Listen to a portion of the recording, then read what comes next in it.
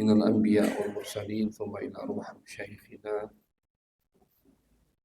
ولمن له حق علينا ولآبائنا وأمهاتنا،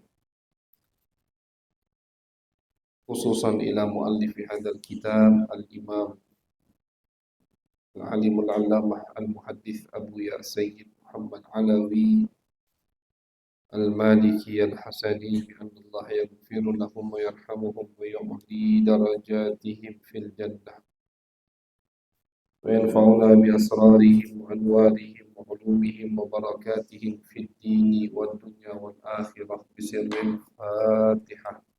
أعوذ بالله من الشيطان الرجيم. الحمد لله. إياك نعبد وإياك نستعين، الصراط المستقيم.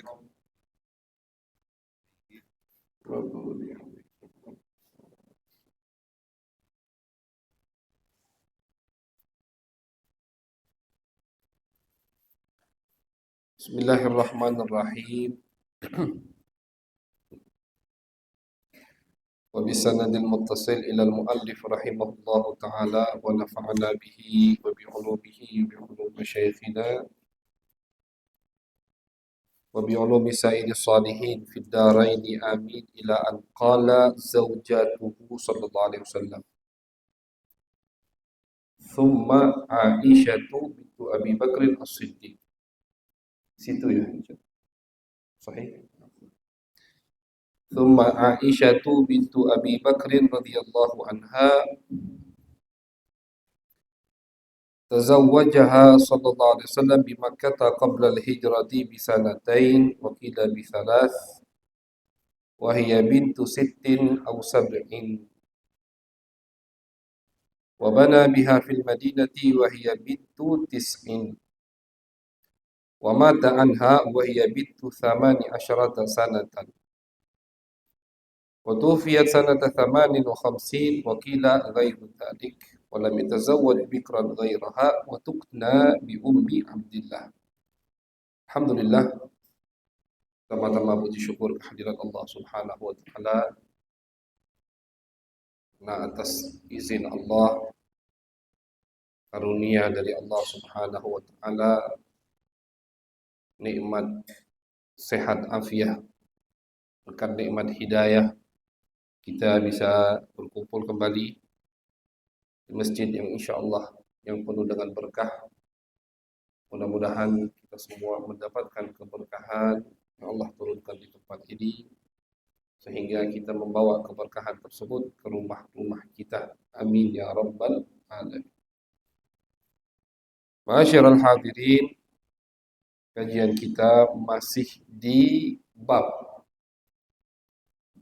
yang menyebutkan sedikit daripada biografi istri-istri Nabi besar Muhammad sallallahu alaihi wasallam. Sekali lagi biar tidak lupa, kitab yang kita baca ini Adz-Dzakhair Al-Muhammadiyah karya Abuya Muhammad Al-Maliki. Ini bukan kitab yang membahas sejarah, bukan. Cuman di awal-awal beliau sebutkan sedikit daripada sejarah. Beliau sebutkan di awal-awal bagaimana Nabi lahir, siapa yang menyusui Nabi. Beliau sebutkan juga bagaimana Nabi tumbuh. Ini kan sirah, sejarah. Ini kitab ini bukan kitab sejarah. Kitab ini seperti simpanan faidah. Simpanan faidah. Simpanan maklumat. Kayak dinamakan Adz-Dzakhair. Dzakhair itu jamak dari dzakhirah. Dzakhirah itu artinya simpanan. Dzakhirah artinya simpanan. Jadi beliau kumpulkan maklumat-maklumat di catatan khusus beliau, yaitu Abuya Sayyid Muhammad, karena beliau orang yang sangat semangat dalam belajar. Setiap ada faidah, beliau catat, beliau kumpulkan. Beliau catat, beliau kumpulkan. Akhirnya jadilah satu kitab. Gitu. Dan faedah-faedah ini semuanya berkaitan dengan Nabi Muhammad sallallahu alaihi wasallam. tapi bukan sejarah dari lahir, umur setahun, umur 2 tahun, sampai Nabi diutus. Bukan begitu modelnya. Makanya dinamakan ad-dhakhair sama beliau. Simpanan-simpanan faidah, maklumat yang beliau dapatkan selama beliau belajar yang berkaitan dengan Nabi, jadilah satu kitab dan dicetak sama beliau. Alhamdulillah, ini nikmat dari Allah Subhanahu wa taala. Kita tidak perlu belajar lama-lama istilah seperti beliau. Kita hanya mendapatkan hasil dari apa yang beliau kumpulkan. Alhamdulillah. Di bab bab awal, beliau sebutkan anak-anak Nabi, istri-istri Nabi. Dan kita berada di bab yang menyebutkan istri Nabi. Yang sudah kita sebutkan dari istri-istri Nabi, yang pertama adalah Siti Khadijah. Kemudian yang kedua adalah Siti Saudah. Yang ketiga adalah Aisyah. Ini istri Nabi yang ketiga. Sempat kita sebutkan kemarin bahwasannya Aisyah ini istri Nabi yang ketiga dari, kalau dihitung yang kumpul sama Nabi. Tapi kalau dihitung yang akad sama Nabi, akad duluan, Aisyah ini istri yang kedua. Begitu. Jadi setelah Siti Khadijah meninggal, Nabi nikah dulu dengan Aisyah. Akad, cuman sekedar akad, ijab kabul. Tapi belum kumpul. Kenapa belum kumpul? Karena Siti Aisyah waktu itu masih kecil, di bawah 9 tahun. Umurnya di bawah 9 tahun. Boleh orang tua menikahkan putrinya di bawah 9 tahun? Boleh. Dengan syarat, kalau wali nikahnya bapak kandung atau kakek kandung. Ini kalau di bab nikahnya wali mujbir namanya. Wali mujbir adalah wali nikah yang berhak memaksa anaknya atau cucunya untuk nikah dengan seseorang dengan syarat-syarat tertentu. Kalau calon suami tadi memang agamanya ada, orang baik-baik gitu. Ini anak nggak mau, sudah pacaran misalkan, tapi yang datang ke rumah kita jauh lebih baik daripada pacarnya, gitu kan. Anak mudi-mudi sekarang ini perempuan aja pacar gitu. Maka orang tua berhak memaksa, boleh wewenang, mempunyai wewenang dia untuk memaksa. Tidak boleh kawin sama pacarnya, karena kita tahu pacarnya mabuk misalkan, pacarnya tidak sholat, sedangkan yang datang ke rumah orangnya sholat, agamanya bagus. Tapi yang boleh memaksa hanya bapak kandung atau kakek kandung. Bapaknya bapak, kakek itu bapaknya bapak. Bapaknya ibu bukan wali nikah. Bapaknya ibu bukan wali nikah. Tidak boleh bapaknya ibu jadi wali, tidak boleh. Kalau taukil, perwakilan, lain lagi. Tapi kalau wali nikah secara otomatis tidak. Bapak kandung atau bapaknya bapak, kalau bapak kandung tidak ada, itu adalah wali mujbir. Bisa memaksa putrinya atau cucunya untuk menikah. Dan anak perempuan boleh dinikahkan oleh bapaknya walaupun umurnya baru setahun. Boleh. Yang tidak boleh itu kapan, yang dipermasalahkan itu kapan kumpulnya. Kalau umur 9 tahun harus di atas 9 tahun. Kalau umur 9 tahun dia sudah haid dan dia mampu, postur tubuhnya besar misalkan, dia mampu untuk disetubuhi, untuk mengandung, tidak masalah. Ini jelas hukum syariat, bukan hukum negara ya. Ini bukan hukum negara, ini hukum syariat Islam. Jadi yang tidak boleh atau yang harus dilihat kondisi wanita itu untuk disetubuhi dan berhubungan dengan suaminya. Kalau umurnya 9 tahun tapi badannya masih kecil, ini kata dokter belum mampu untuk dihubungi oleh suaminya, belum mampu untuk hamil, bahaya, maka suami tidak boleh menghubunginya. Kalau akad ijab kabul itu dari dia umur setahun udah boleh. Selagi yang menikahkannya bapak kandungnya atau kakek kandungnya. Itu hukum Islam ya. Nah, jadi setelah Siti Khadijah meninggal, cepat-cepat Sayyidina Abu Bakar As-Siddiq, sahabat Nabi, teman Nabi, menawarkan putrinya. Dan Nabi memang sudah mimpi. Jadi Nabi itu tidak pernah mengambil satu langkah kecuali atas perintah Allah, atas izin Allah Subhanahu wa Ta'ala. Kalau kita tidak setuju, misalkan, oh terlalu kecil Ustadz, Habib, perempuan nikah, ya sudah. Jangan sampai kita kait-kaitkan dengan Nabi. Begitu. Misalkan perempuan zaman sekarang, tidak bisa Ustadz, perempuan zaman sekarang menikah di bawah 18 tahun, misalkan. Ya sudah, tidak masalah.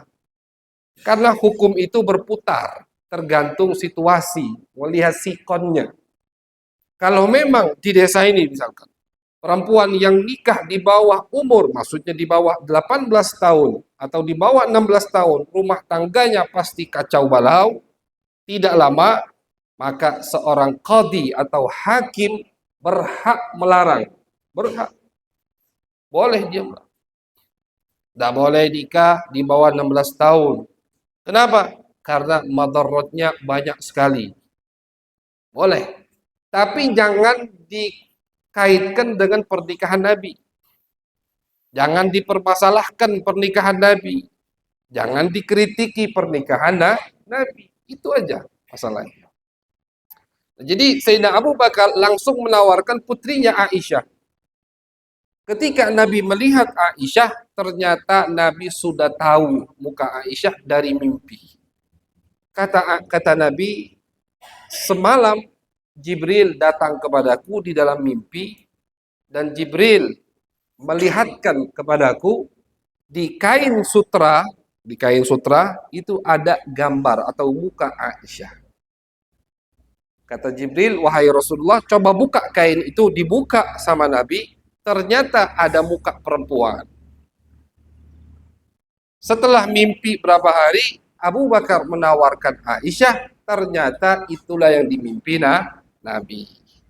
Jadi memang wahyu dari Allah Subhanahu wa Ta'ala diterima sama Nabi, akad ijab qabul. Tapi karena Siti Aisyah waktu itu umurnya, ini terjadi pernikahan itu sebelum hijrah 2 tahun. Umurnya masih 7 tahun, atau di dalam riwayat ada yang mengatakan umurnya 6 tahun, masih kecil, 6 atau 7. Maka tidak dikumpuli oleh Nabi besar Muhammad sallallahu alaihi wasallam. Istri kedua. Setelah itu Nabi langsung menikah dengan Saudah yang kita udah sebutkan pertemuan kemarin. Dengan Saudah udah dewasa. Dengan Saudah Nabi akad ijab kabul langsung sekalian kumpul. Jadi kalau kita ditanya siapa istri Nabi setelah Khadijah, kalau dari dilihat akad ijab kabul saja Aisyah. Tapi kalau dilihat dari kumpulnya bukan Aisyah, melainkan Saudah bintu Zam'ah. Kapan Nabi kumpul dengan Siti Aisyah? Ketika di Madinah. Umur Aisyah pada saat itu 9 tahun. Jadi umur 9 tahun sudah dewasa, sudah haid, dan badannya beda dengan badan perempuan sekarang, ya, sudah memadai, sudah mampu. Sudah mampu. Tidak mungkin kalau belum mampu didekati sama Nabi, kan tidak mungkin. Sudah mampu untuk didekati, untuk disetubui, maka didekati sama Nabi besar Muhammad sallallahu alaihi wasallam.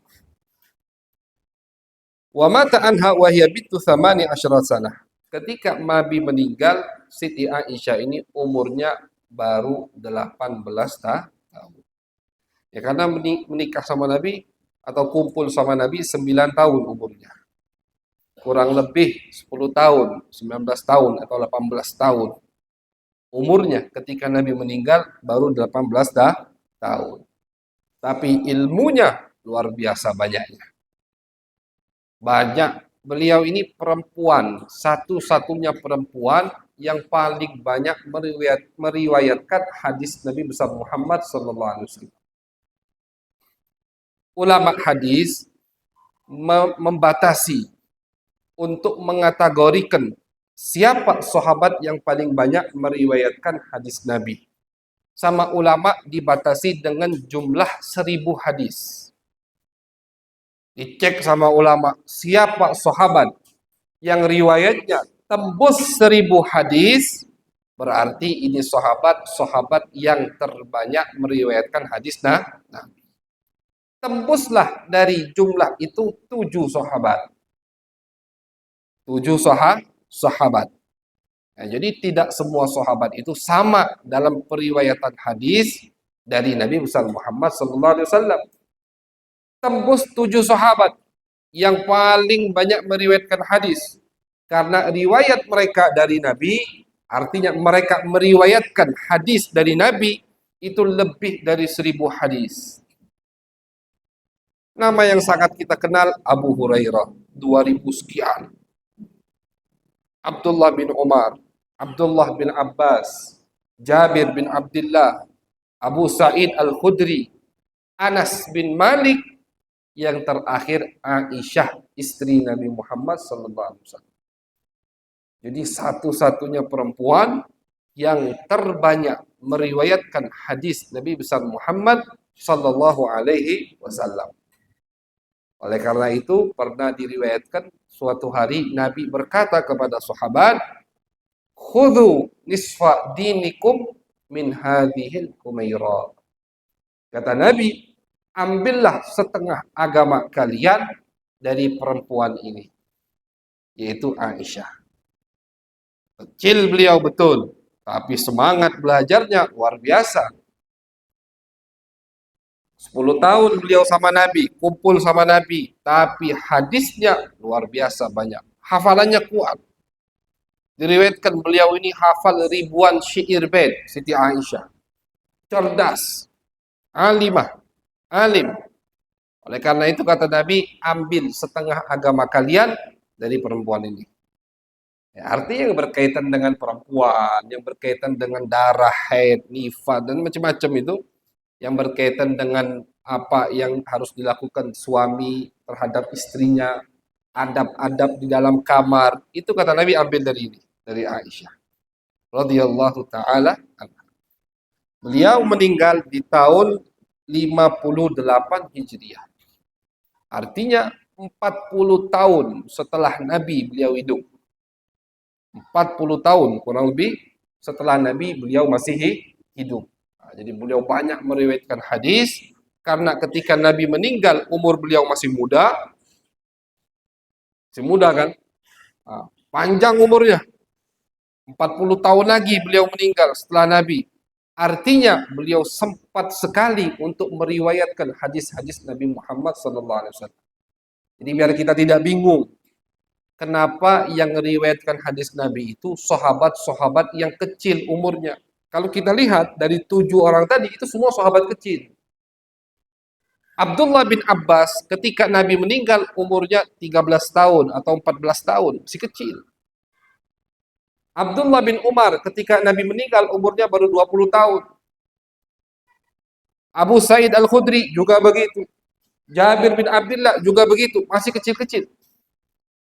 Kenapa bukan Abu Bakar As-Siddiq yang sama Nabi dari kecil?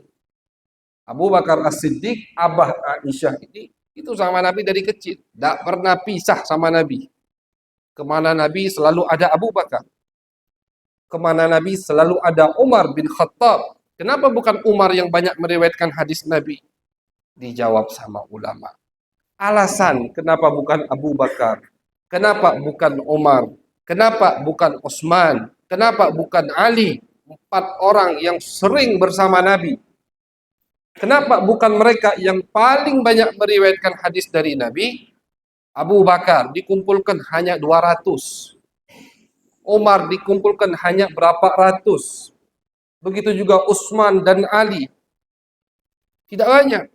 Nah, dijawab sama ulama. Pertama, alasan yang paling pertama, karena mereka ini semuanya adalah khalifah Nabi. Setelah Nabi meninggal, Abu Bakar itu tidak punya waktu untuk meriwayatkan. Tapi jangan kita ragukan hadis yang diriwayatkan oleh Abu Hurairah, yang diriwayatkan oleh Aisyah, yang diriwayatkan oleh Abdullah, oleh Jabir, oleh Abu Sa'id, itu semua diketahui oleh Abu Bakar. Abu Bakar tahu semua itu hadis. Ya, tahu semua dia. Cuman beliau tidak punya waktu untuk meriwayatkan kembali hadis tersebut. Karena ketika Nabi meninggal, beliau langsung jadi khalifah, tugasnya memperkuat daulah. Waktu itu ada yang murtad, ada yang tidak mau mengeluarkan zakat, belum lagi pasukan Romawi yang dihadapi, sibuk dengan daulah. Makanya periwayatannya tidak banyak. Bukan artinya tidak banyak tahu hadis Nabi, bukan, tidak mesti. Mereka banyak tahu hadis Nabi, cuman mereka tidak banyak meriwayatkan hadis Nabi. Begitu juga Umar. Di zaman Abu Bakar, Umar, Utsman, Ali, ini apa? Menteri semua. Sibuk dengan Abu Bakar. Abu Bakar meninggal, Umar jadi khalifah, sibuk memerangi sana sini. Umar meninggal, Utsman jadi khalifah, sibuk memerangi sana sini. Utsman meninggal, Ali jadi khalifah, sibuk memerangi kelompok Khawarij, kelompok Syiah, kelompok ini macam-macam. Nah, jadi mereka tidak banyak punya waktu. Abu Bakar 2 tahun setengah jadi khalifah, meninggal. Umar 10 tahun meninggal. Utsman 12 tahun meninggal. Ali bin Abi Thalib 4 tahun setengah meninggal. Jadi waktu mereka dikit. Jadi tidak banyak meriwayatkan dan mereka orang yang memegang daulah. Mereka itu pemerintah pada saat itu, sibuk dengan negara, memperkuatkan negara Islam. Sedangkan Aisyah, Abdullah bin Abbas, Jabir, ini mereka masih muda-muda, sehingga umur mereka panjang setelah itu, dan mereka bukan anggota menteri, bukan anggota daripada pemerintah, jadi mereka punya banyak waktu untuk meriwayatkan hadis-hadis Nabi besar Muhammad Sallallahu Alaihi Wasallam. Kasusnya sama seperti ini dengan 4 pemimpin mazhab. Taruhlah Imam Ahmad banyak riwayatnya. Imam Abu Hanifah tidak banyak riwayat hadisnya. Imam Malik banyak, termasuk banyak. Imam Syafi'i tidak banyak riwayat hadisnya. Kenapa? Apakah mereka tidak tahu hadis? Apakah mereka tidak hafal hadis? Tidak. Mereka hafal hadis, cuman mereka sibuk memperkuat mazhab mereka. Mereka banyak hafal hadis, cuman mereka sibuk memperkuat pemahaman-pemahaman mereka, sehingga mereka tidak punya waktu luang untuk meriwayatkan hadis Nabi besar Muhammad Sallallahu Alaihi Wasallam. Jadi jangan dikira Abu Bakar dan Umar itu hadisnya sedikit-sedikit. Mereka hafal semua hadis Nabi, cuman tidak punya waktu untuk meriwayatkan hadis dari Nabi besar Muhammad Sallallahu Alaihi Wasallam, dan umur mereka tidak lama setelah Nabi. Di zaman mereka masih banyak sahabat pernah ketemu Nabi semua. Sahabat juga banyak tahu hadis dari Nabi. Sedangkan Aisyah umurnya panjang, banyak anak-anak yang baru lahir, banyak yang baru masuk Islam, sehingga mereka semangat, antusias untuk mendengar hadis Nabi dari sahabat-sahabat yang masih ada. Siapa yang masih ada? Aisyah, datang ke Aisyah. Siapa yang masih ada? Anas bin Malik. Anas bin Malik ini termasuk sahabat yang terakhir meninggal di kota Basrah. Ketika Anas meninggal di kota Basrah, tidak ada lagi sahabat Nabi. Artinya apa? Panjang umurnya. Nah, yang baru-baru lahir dari tabi'in itu semangat ingin ketemu dengan sahabat, agar mereka mendapatkan periwayatan hadis dari Nabi besar Muhammad sallallahu alaihi wasallam. Ya, jadi begitu ceritanya. Sejarahnya begitu. Jadi jangan sampai kita termakan oleh omongan yang mengatakan, oh Abu Bakar tuh hadisnya sedikit, tidak banyak hafal hadis dari Nabi. Jangan. Sejarahnya bukan begitu. Walam yatazawwad bikran ghairaha, dan termasuk kelebihan Siti Aisyah, Nabi tidak pernah menikahi perempuan yang perawan melainkan Aisyah. Istri Nabi itu 11. 11 istri Nabi, 10 janda, 1 perawan. Bahkan ada yang jandanya nikah 2 kali. Sayyidah Khadijah nikahnya 2 kali. Siti Maimunah nikahnya 2 kali. Iya, 2 orang ini. 2 orang ini nikahnya 2 kali. Sayyidah Khadijah sebelum nikah sama Nabi udah nikah 2 kali. Siti Maimunah sebelum sama Nabi udah nikah 2 kali. Yang lain udah pernah nikah semua. Ada yang suaminya meninggal di medan peperangan, ada yang suaminya musyrik, ada yang suaminya Yahudi, seperti Siti Sofiyah, beliau Yahudiyah, jadi keturunan Yahudi, suaminya Yahudi, mati suaminya di peperangan melawan Nabi. Siti Sofiyah dinikahi sama Nabi akhirnya. Nah, begitu. Jadi semua 10 istri Nabi itu statusnya janda. Ada yang sudah punya anak, ada yang belum punya anak. Siti Khadijah sudah punya anak. Ummu Salamah sudah punya anak. Begitu. Nah, jadi termasuk kelebihan Siti Aisyah, beliau ini satu-satunya wanita perawan yang dinikahi oleh Nabi besar Muhammad sallallahu alaihi wasallam. Nah, jadi beliau ini punya nilai lebih di hati Nabi. Beliau ini punya nilai lebih di hati Nabi. Selain bapaknya, orang yang paling mati-matian demi Nabi, juga istrinya, yaitu putrinya Abu Bakar, istri Nabi Aisyah, adalah istri perawan satu-satunya Nabi besar Muhammad sallallahu alaihi wasallam. Jadi sahabat itu tahu Nabi itu mana yang lebih senang kalau diberikan hadiah. Ini kadang istri-istri Nabi yang lain cemburu. Kenapa cemburu? Kalau Nabi lagi di rumah Aisyah, banyak hadiah datang. Ada yang ngirim makan, ada yang ngirim ini, macam-macam. Ya, ketika Nabi di rumah istri yang lain, tidak ada paket yang datang. Begitu. Kenapa sahabat sampai segitunya? Karena sahabat tahu Nabi itu memang Aisyah punya nilai lebih di hati Nabi. Tapi kalau adil, Nabi adil. Kalau hak-hak istri-istri Nabi, tidak ada nilai lebih. Bagi malam, sama semua. Satu malam, keliling. Oh, aku lebih cinta ke Aisyah, maka aku kasih dia 2 malam. Tidak, itu zalim namanya. Kan begitu. Nabi adil. Semua 1 malam. Begitu. Semua hak dilaksanakan sama Nabi. Misalkan nafkahnya ini sehari 50.000, yang lain juga 50.000. Tidak ada bedanya. Semua disamakan sama Nabi Muhammad sallallahu alaihi wasallam. Cuman masalah hati itu bukan urusan hukum. Oleh karena itu, ketika Nabi berusaha untuk adil, Nabi mengatakan kepada Allah, angkat tangan doa, ya Allah, inilah yang aku bisa lakukan dari sifat adilku kepada istri-istriku, maka ampunilah ya Allah yang tidak bisa aku adilkan. Masalah hati, ya, masalah kecenderungan, masalah cinta, lebih cinta ini daripada yang ini, itu kan bukan urusan hukum, urusan hati.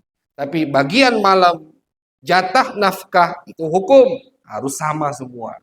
Dan itu dipraktekkan oleh Nabi besar Muhammad sallallahu alaihi wasallam. Sayyidah Aisyah meninggal di tahun 58 Hijriyah dan beliau dikuburkan di Baqi, di pemakaman yang ada di samping Masjid Nabawi. Di situ Sayyidah Aisyah.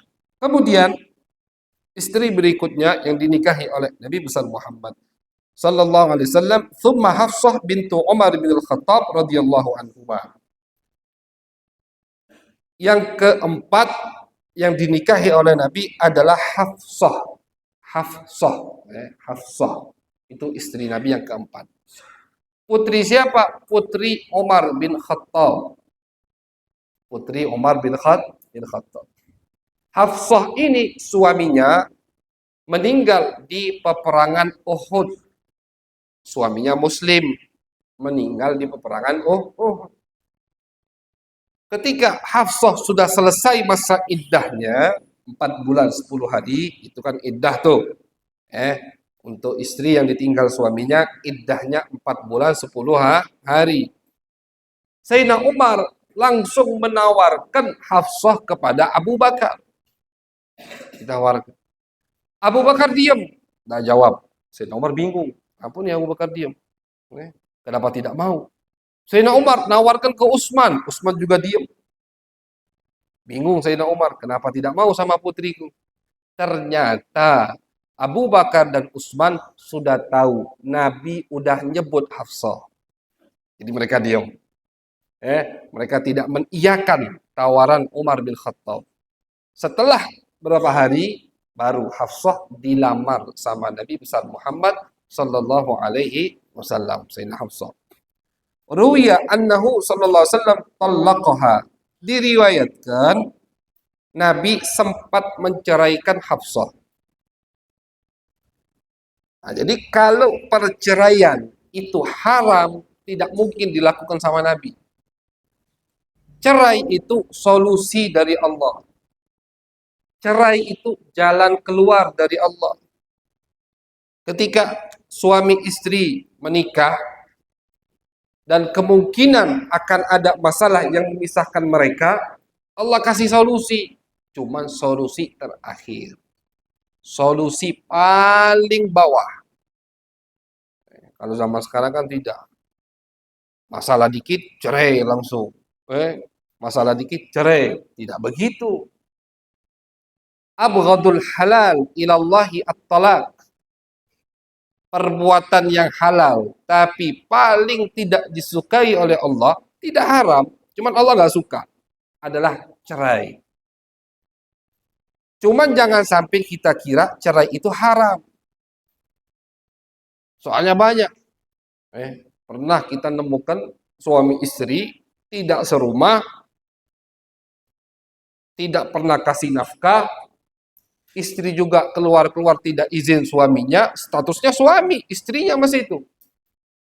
Ketika disuruh ditanya, mungkin tidak untuk kembali, tidak mungkin, kami tidak mungkin kembali, ceraikan, tidak mau menceraikan. Nah itu kenapa? Itu nambah-nambahi dosa namanya. Takut menceraikan, takut dimurkai sama Allah. Malah kau tidak menceraikannya, kau dimurkai sama Allah. Jadi jangan dikira cerai itu haram. Jangan dikira cerai itu tidak bagus. Cerai itu solusi terakhir yang disiapkan oleh Allah untuk rumah tangga yang mungkin memang takdirnya bukan untuk bersama selamanya. Kita kan nggak tahu. Kita nggak tahu. Ada orang udah nikah 40 tahun, cerai. 40 tahun nikah, cerai. Memang takdirnya begitu. La yajtami'an wa la yaftariqan illa biqada'in wa qadar. Tidak kumpul dua manusia. Tidak berpisah dua manusia kecuali dengan qada qadar Allah Subhanahu wa taala. Semua sudah muqaddar. Nah, jadi Allah kasih solusi. Allah kasih jalan keluar, yaitu perceraian. Tapi memang solusi yang terakhir. Bukan langsung baru ada masalah langsung cerai. Dikit-dikit cerai, nggak boleh itu. Udah terakhir, memang tidak mungkin lagi dia untuk bersama istrinya, ada solusi cerai. Biar itu jadi bukti yang sangat akurat, cerai itu tidak haram, dilakukan oleh Nabi besar Muhammad. Pernah terjadi sama Nabi. Nabi pernah mencerai Hafsah. Cerai sama Nabi, talak satu. Karena ada kejadian yang sangat membuat Nabi marah. Namun setelah itu nazala Jibril, turun malaikat Jibril.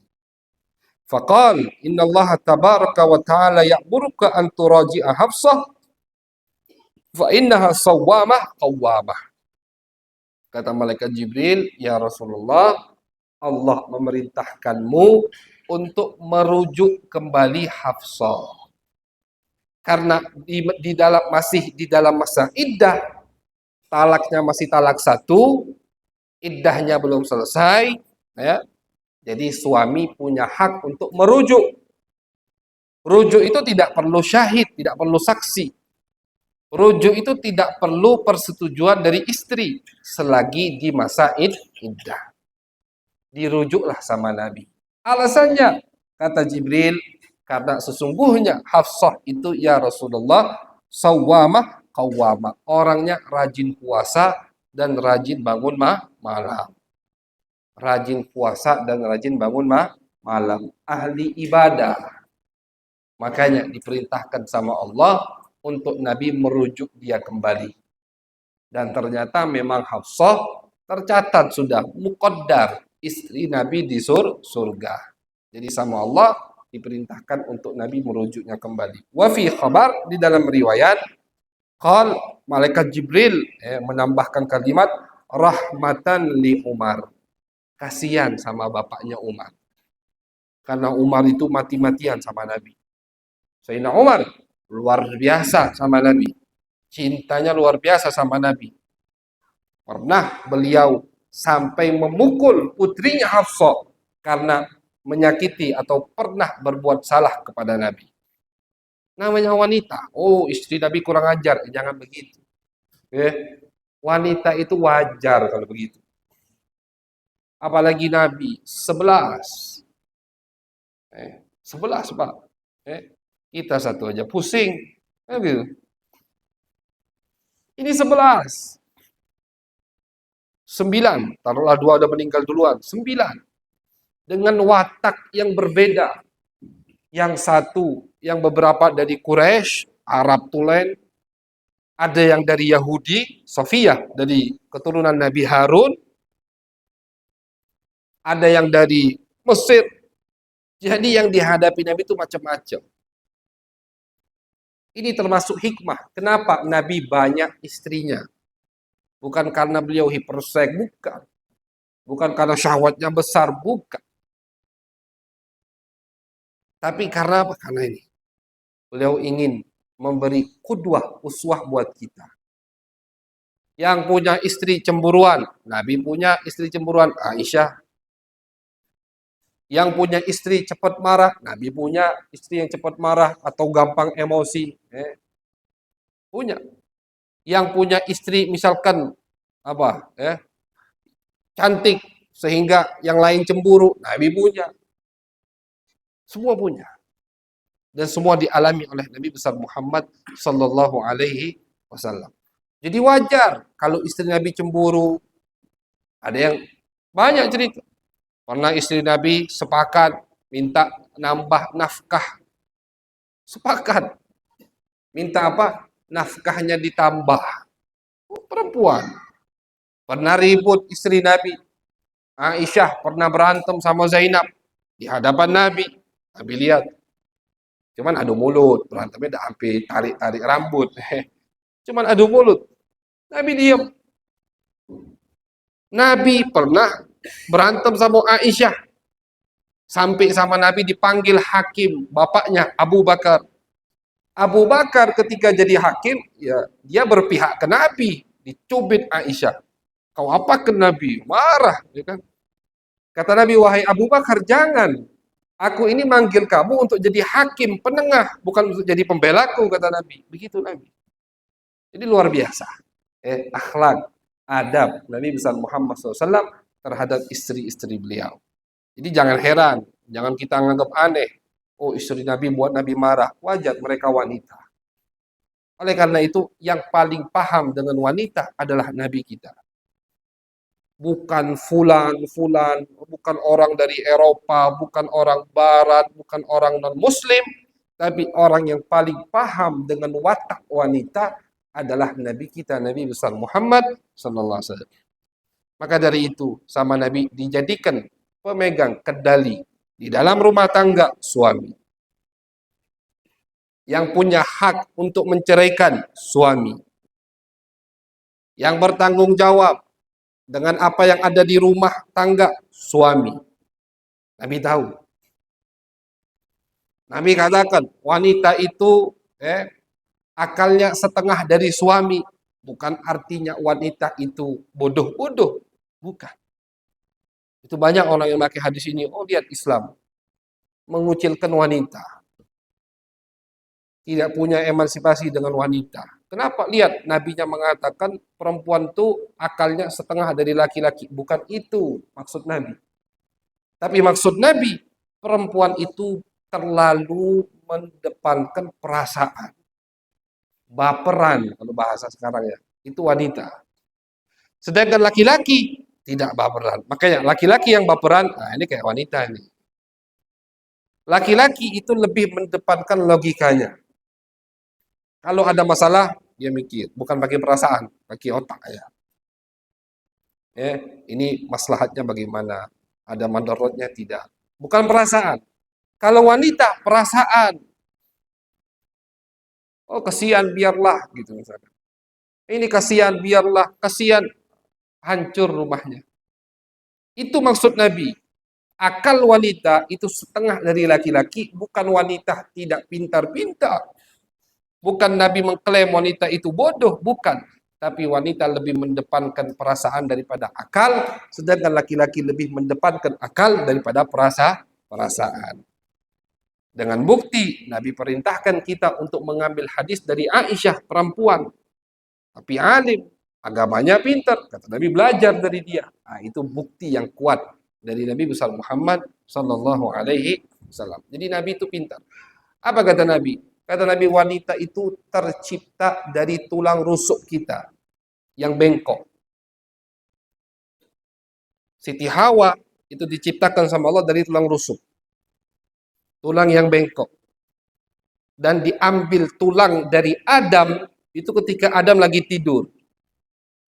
Diriwayatkan kalau Adam lagi sadar, tulangnya diambil, dia merasa sakit, maka tidak akan ada rasa tertarik laki-laki dengan wanita sampai kiamat.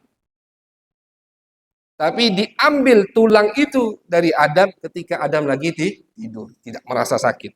Bangun tahu-tahu udah ada perempuan di sampingnya. Kan begitu riwayatnya. Nah, kata Nabi, min dila, tulang rusuk. In qawwamtaha kasartah. Kalau kau maksa ingin meluruskan tulang rusuk, ya patah. Kan begitu, tulang rusuk. Kita paksa untuk lurus, patah. Tapi kalau kau ikuti, kau jadi bengkok. Kan begitu. Jangan suami ikut apa kata istri. Ya.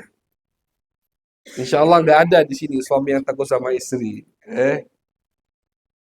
Bukan suami harus kasar sama istri, bukan. Bukan, kadang ada yang kebalik. Sama istrinya preman, kayak harimau. Tapi pas di luar kayak kucing. Nah, itu kan nggak boleh gitu. Ya. Jadi kata Nabi, kalau kau paksa ingin luruskan, patah. Artinya pisah kalian. Ngotot mau kayak gini, istrinya nggak bakal ikut. Keras-kerasan, cerai. Tapi kalau kau ikuti tingkah laku istrimu, kau ikut bengkok. Akhirnya kau juga salah. Bagaimana? Fadariha, kata Nabi. Ya, pintar-pintar kita siasat dengan wanita. Kadang diiyakan, kadang ditidakkan. Kadang diikuti, kadang jangan diikuti. Sehari ya, 2 hari ya, 3 hari ya, 4 tidak, begitu. Itu cara mendidik wanita. Kadang kasih hadiah, kadang dia minta hadiah, jangan belikan. Nah, begitu. Untuk apa? Untuk mendidik istri kita. Nah, jadi itu. Jadi orang yang paling paham dengan wanita adalah Nabi kita, Nabi besar Muhammad sallallahu alaihi wasallam.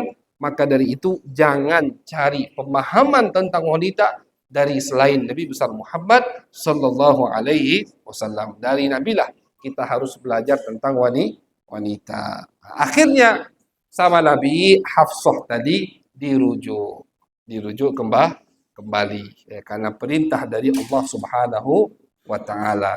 Sayyidina Hafsah tufiat, beliau meninggal sanata khamsin wa arba'ina wa qila ghairu dzalik.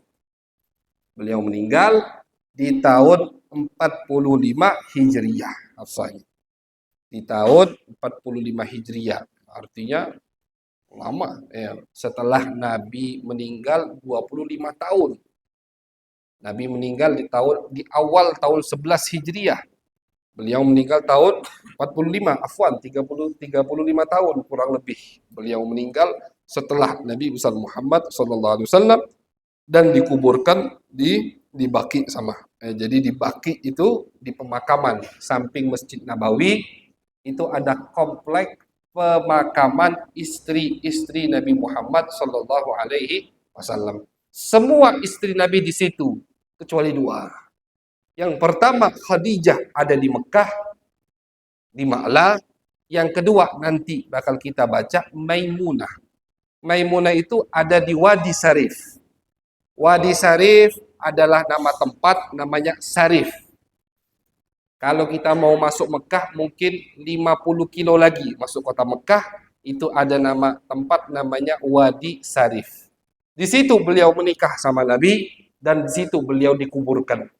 Beliau meninggalnya di Mekah, tapi beliau wasiat mau dikuburkan di situ. Tempat beliau dinikahi oleh Nabi besar Muhammad sallallahu alaihi wasallam. Selain dua ini semuanya sama di Baqi, satu komplek, satu pagar. Di situ semua istri 9 Nabi besar Muhammad sallallahu alaihi wasallam. Kemudian istri berikutnya wa tazawwaja Ummu Habibah, insyaallah akan kita kaji di pertemuan yang akan datang. Ya, mudah-mudahan kita diberikan kesempatan oleh Allah untuk bertemu kembali dalam keadaan sehat walafiat. Dan insyaallah bulan depan karena ini mau menyambut bulan Ramadan